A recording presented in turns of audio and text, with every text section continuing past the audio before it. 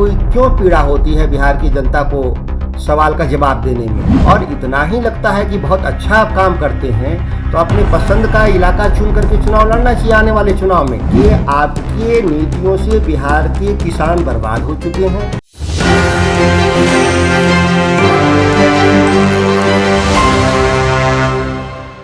बिहार के पूर्व कृषि मंत्री और राजद के विधायक सुधाकर सिंह लगातार बयानबाजी में आगे रहते हैं और नीतीश कुमार पे सवाल उठाते रहते हैं। हालांकि सुधाकर सिंह पिछले कई दिनों से सामने नहीं आए थे, लेकिन जिस तरीके से बीते दिनों मुख्यमंत्री नीतीश कुमार कृषि कानून को लेकर सवाल एक बयान दिया, उन्होंने कहा कि कृषि विभाग में हम लोग काफ़ी अच्छा काम कर रहे हैं, किसानों की आय को बढ़ाने के लिए काम कर रहे हैं। इसको लेकर सुधाकर सिंह जो राजद से विधायक और बिहार के पूर्व कृषि मंत्री, उन्होंने साफ तौर पे कहा है कि जिस तरीके से मुख्यमंत्री कह रहे हैं कि हमने किसानों की आय की बात कर रही और पिछले 10 साल से उन्होंने कहा है कि पिछले 10 साल से किसानों की आय जो है बिल्कुल नीचे गई है और किसान विभाग में बिल्कुल नकारात्मक काम हुआ है। क्या कुछ कह रहे हैं राजद विधायक सुधाकर सिंह? सबसे पहले आप उनकी बातों को सुने। कल माननीय मुख्यमंत्री जी के द्वारा बयान दिया गया कि बिहार में कृषि क्षेत्र के बारे में, कृषि क्षेत्र में काफ़ी विकास हुआ है। किसी को पता है क्या? आप सभी जानते हैं कि आपके जो सरकारी जो आंकड़े, विभागीय आंकड़े हैं, उस आंकड़े में आपने विश्वास दिलाया था बिहार की जनता को कि कृषि रोड मैप 2 और 3 में 3 लाख करोड़ खर्च करने के बाद उत्पादन 2 गुना होगा एवं किसानों की आय 2 गुनी हो जाएगी। 10 साल के बाद भी आपके जो विभागीय आंकड़े और सरकारी आंकड़े हैं वो कहते हैं किसानों की ना आय बढ़ी। मेरा तो मानना है कि किसानों की आय नकारात्मक हुआ है, सकारात्मक की जगह नकारात्मक हुआ है आपकी नीतियों से। उत्पादन भी 1 लाख टन घटा है 10 सालों में। लेकिन आप मुख्यमंत्री हैं और हम चुने हुए जनप्रतिनिधि हैं, तो सवाल तो मैं मुख्यमंत्री से ही करूँगा। आपको क्यों पीड़ा होती है बिहार की जनता को सवाल का जवाब देने में?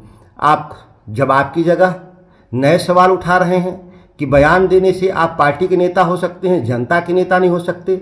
इससे बड़ा आश्चर्यजनक क्या होगा? मैं चुना हुआ जनप्रतिनिधि हूँ। खासतौर से एनडीए के खिलाफ जो कैंडिडेट आपने लड़ाया था उसको मैं चुनाव हराकर जीत के आया हूँ सदन में। आप स्वयं चुनाव नहीं लड़ते। आपको तो बिहार की जनता पे भरोसा होता तो 17 सालों से चुनाव आप लड़ना बंद कर चुके हैं। और इतना ही लगता है कि बहुत अच्छा आप काम करते हैं तो अपने पसंद का इलाका चुन करके चुनाव लड़ना चाहिए आने वाले चुनाव में, जिससे पता तो चल सके कि आपके जो जिन नीतियों पे आप चल रहे हैं, बिहार को विकास का जो झांसा देने का काम कर रहे हैं, उससे लोगों को पता चल सके। मुख्यमंत्री जी, कौन ऐसा मेरा सवाल है जो आपकी समझ में नहीं आ रहा? कृषि क्षेत्र में कोई भी अगर आपकी उपलब्धि हो तो उसको बताने में आपको हर्ज क्या है? नहीं तो मैंने कहा भी कि कृषि रोड मैप 2-3 की जांच करवा ली जाए कि क्या प्रगति है उस पर। लेकिन आज तक कोई भी विभागीय कार्रवाई कृषि विभाग के द्वारा और आपके स्तर पर नहीं किया गया। आप चौथे कृषि रोड मैप की बात की चर्चा करने लगे। कोई बात नहीं, आप मुख्यमंत्री हैं, आपका अधिकार है आप चौथा कृषि रोड मैप लाने के लिए। लेकिन यह बात को स्वीकार कर लेना चाहिए मुख्यमंत्री जी कि आपके नीतियों से बिहार के किसान बर्बाद हो चुके हैं। बिहार में आपके पास कोई नीति स्पष्ट नहीं है। आप बिहार विधानसभा में मेरे द्वारा पेश किया गया कृषि बिल, मंडी कानून, निजी विधेयक पिछले सत्र में आपने चर्चा नहीं होने दिया।